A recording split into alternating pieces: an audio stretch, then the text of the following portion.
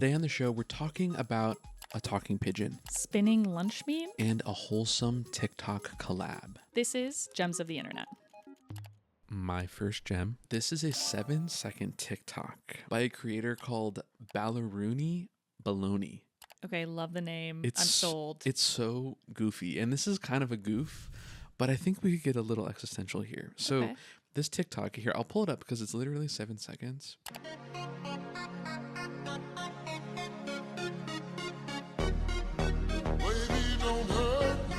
To describe the video, there's a slice of cheese and a slice of lunch meat rapidly spinning on someone's hand.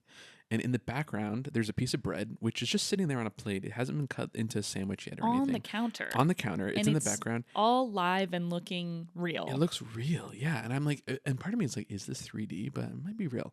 And then the camera pans a little bit and you see a microwave in the background and then the microwave starts spinning. And you're like, what's going on? So it's like whatever you pan to next is spinning inexplicably. Right. And then there's just like music playing and that's it. I love that you brought that in because there's something called Vine energy, which I'm sure you're familiar with. 100%. That TikTok has Vine energy. Major Vine energy. Yeah. Just leaves you with more questions than when you started. Yeah. This video is so interesting because it really challenges everything that creators are sort of like expected or told to make to get like an engaging or viral video to catch people's attention. Like there's no opening hook really. There's no dialogue, there's no face. There's no like faces. Yeah, no, maybe there's a trending audio, maybe that's the only sort of thing. But like I just think it's really creative.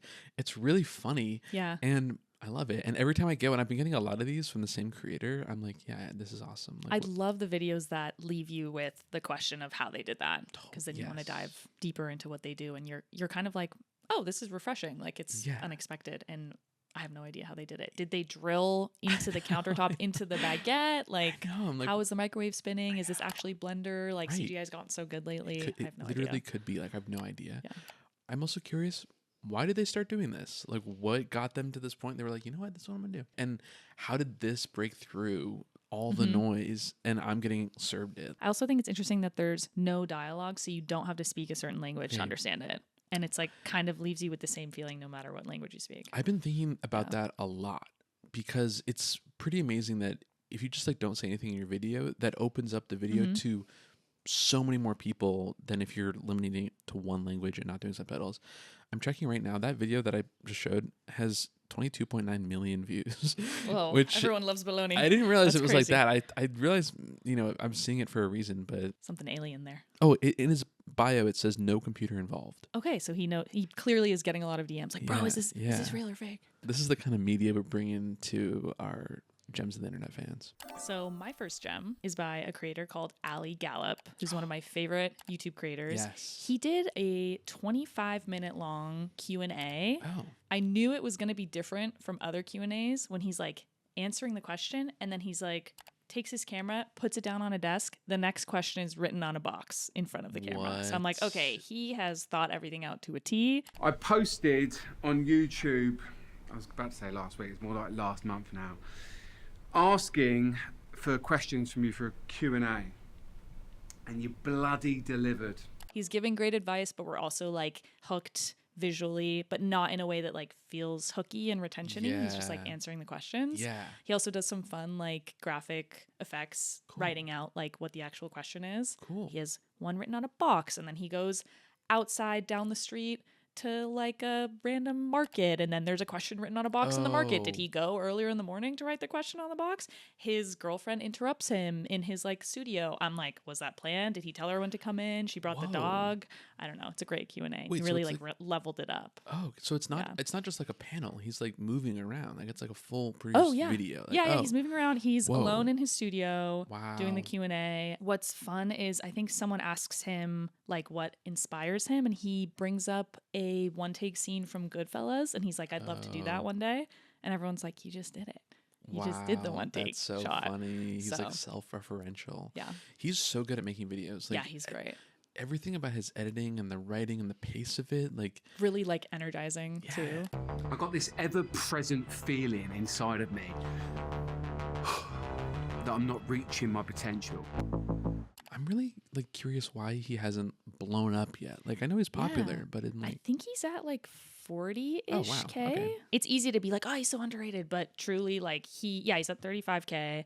He's Nice. just, everything on his page feels so fresh that I'm Yeah. like, why are more people not talking about Yeah, it? he's got like a Casey Neistat influence kind of Mhm. vibe, but he does his own. It's not like a full ripoff. Yeah. He's got great energy. One interesting part of the video that Ali says, he's explaining kind of his creative process, and he's saying it's hard to explain and kind of pin down, but he does talk about how it's like the thoughts I had in my head connect with the stories in real life, and how writing down an idea stops it from bouncing around in your head and gives you a jumping off point to explore it in real life and make a video from it. Wow, that's cool. It's Yeah. almost just like the act of writing it brings it into the world. I'm curious what your take on this quote is. Ali also brings in a Seth Godin quote that says, "It doesn't matter how fast you're going if you're going the wrong way."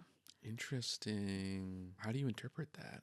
I feel like a lot of his creative process is just letting himself explore and like do what feels good versus like a lot of the Q&As were like, what's exactly your process? Like, what editing software do you use? Oh, yeah.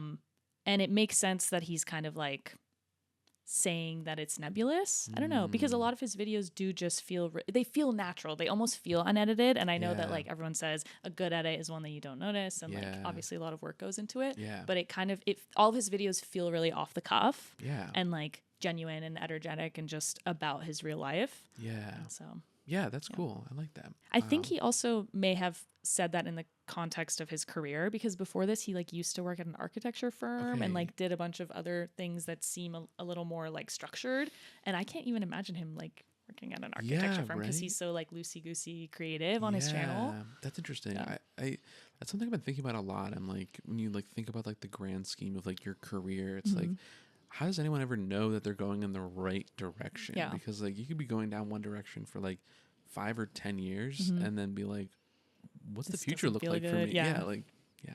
I mean, he didn't start his channel until he was 39. Wow. It's never too late. Yeah, it's never too late. Because he had a video production company before, but I Oh. wonder what kind of made him start doing YouTube. And Yeah. he wasn't really posting consistently, and now he's kind of doing it more often. And so I'm like, yes, everyone wants more videos from you. Please just keep doing this. You're bringing a new take to YouTube that we haven't seen before. Yeah, I hope he keeps doing it. My next gem is a video on the Stripe YouTube channel. It's titled A Conversation with Jony Ive. Jony Ive was the lead designer at Apple for some of their most iconic products. When I was at art school, I came to realize something that was, I should have realized earlier. What I realized was that what we make stands testament to who we are.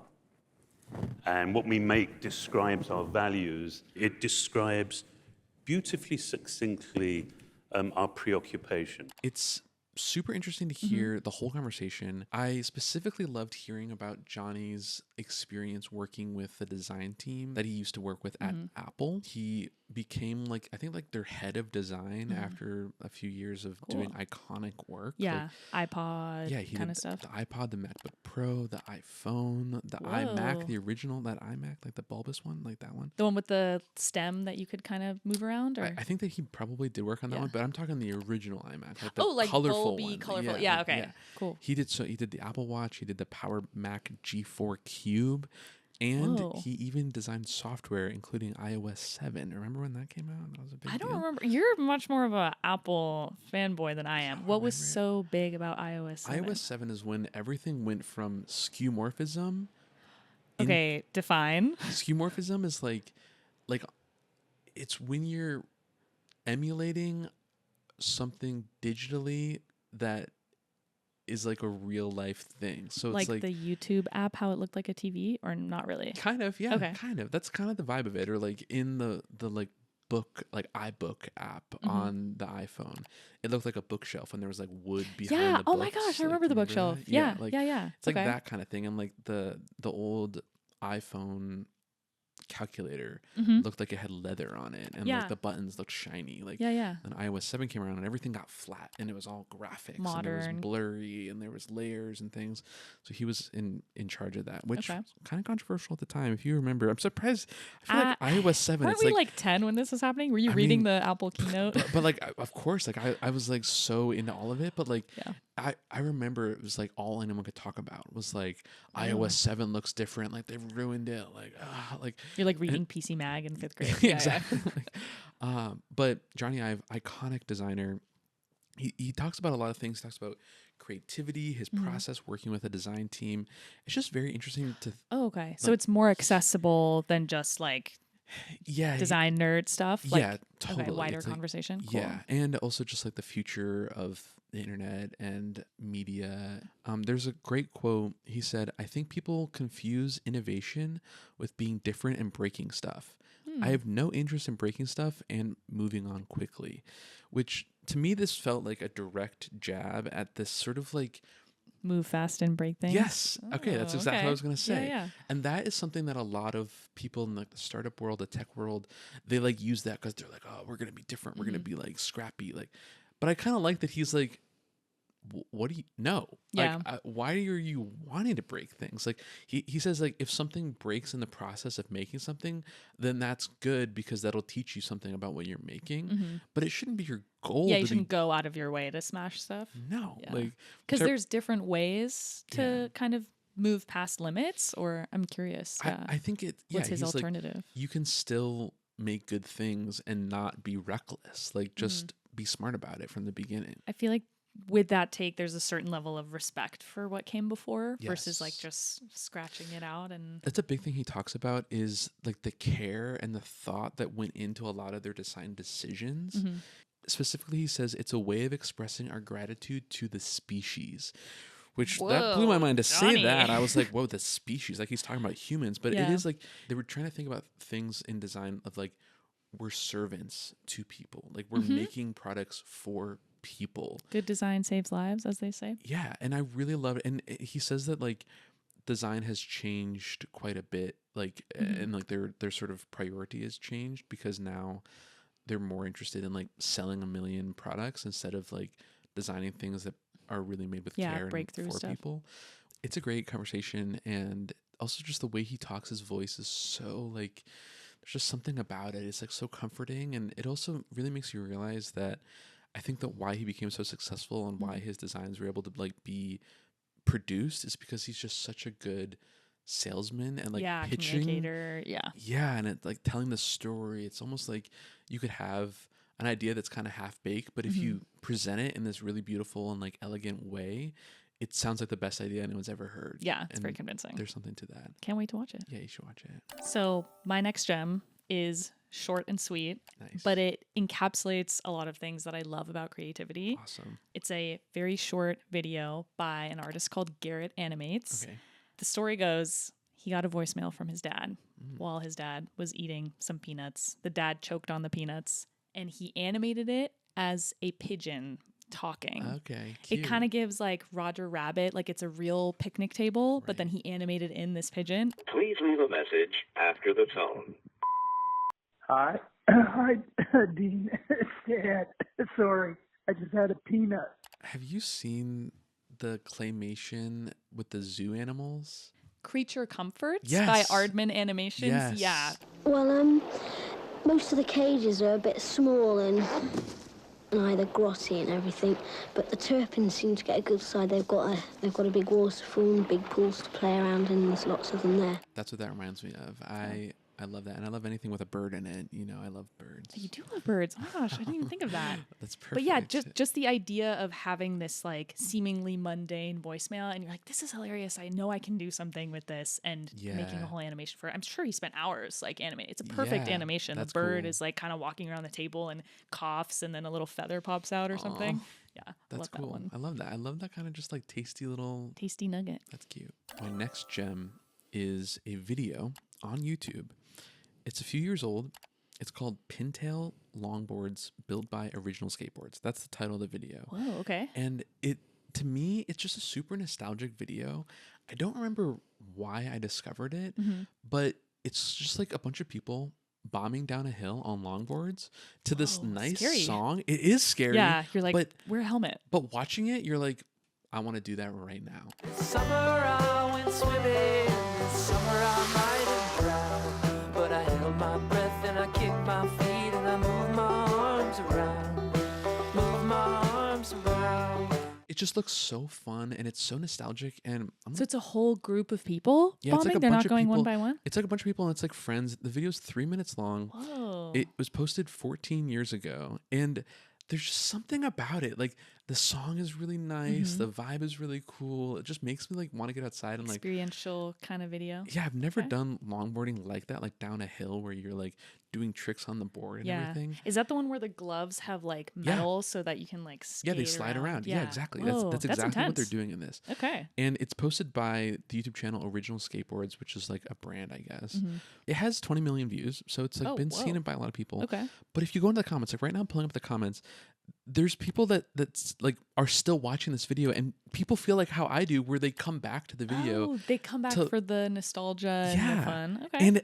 And to me, I felt like so connected to like the community of people that are into this video just by looking at the comments. Like the first comment right here says, "Quarantine got me going back and finding videos I loved a long time ago. Stay safe, everyone. We'll make it through." That was a comment posted 5 years ago. Oh, cute. But it has 25 replies, and people are all feeling the exact same way. yeah. which- They're coming to the comment section for community. Yeah, and that to me was so like it was an interesting moment because I remember going back to this video often as a kid because I just like also like I think it's filmed in like northern like California or like Washington. It's just like a beautiful hillside. yeah, kind of with thing. like trees and like cool. It looks like it's filmed in fall, and I just like that vibe. And at the time when I discovered this video, I was living in Michigan, sort of like So you're California like the dreaming. sunshine. Yeah. I was just, California like, thinking dreaming. about yeah. So this sound felt like very cool for that.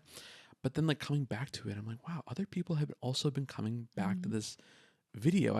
I love that, and I'm like, it just feels special. And Yeah. I recently came back to it again and was like feeling the same exact way. Yeah. What are you looking for? What are you looking to get when you search up that video and watch it? I feel like I'm looking for like the comfort and just sort of like the nostalgia of the time that I discovered it, Yeah. thinking about how much I've changed since then, and then also just like watching it and being like, yeah, this video just does something for me, which is not, it's like aspirational.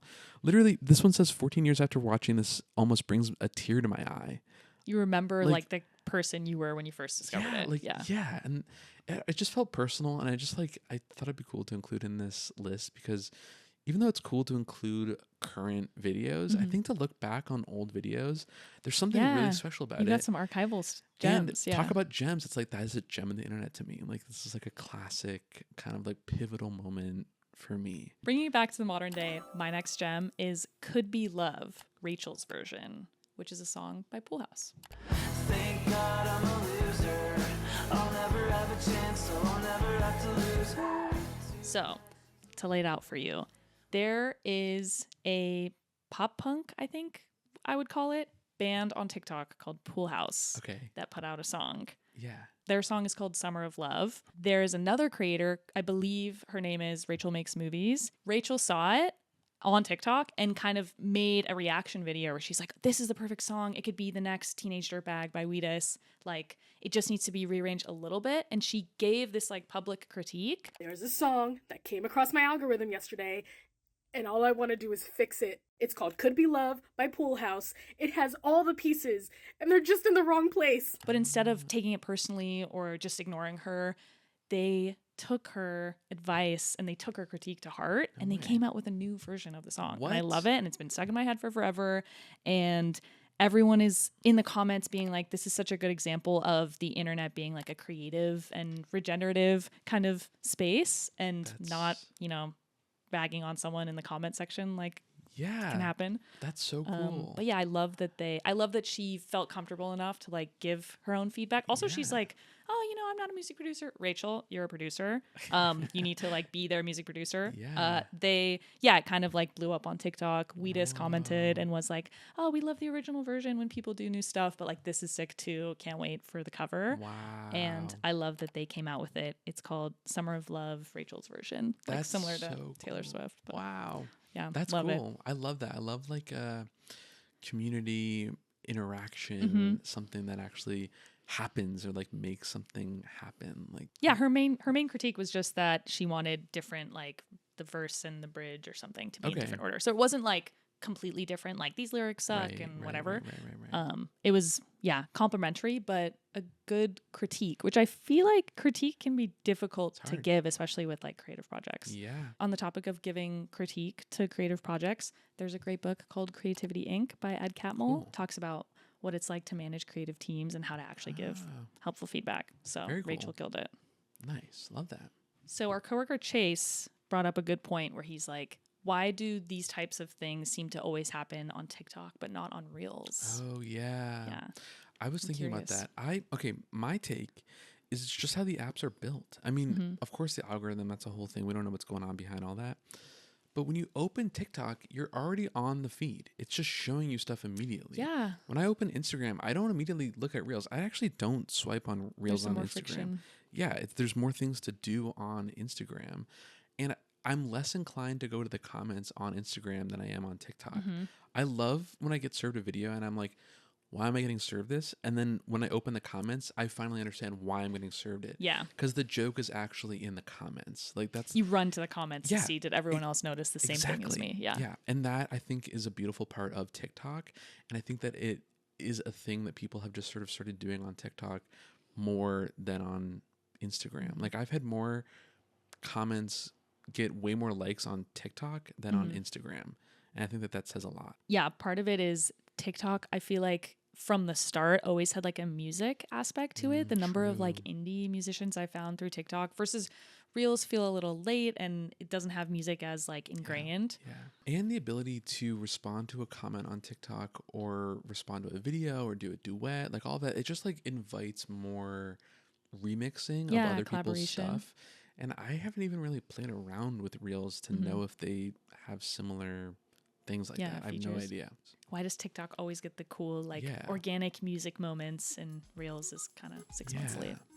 Interesting. Those are all the gems we have for you today. Links for everything will be in the description. There's also a bonus 7th gem. If you have any gems you love, leave them in the comments so we can see it, and maybe we'll feature them in the next episode. Thanks for being here with us today, and we'll see you next time.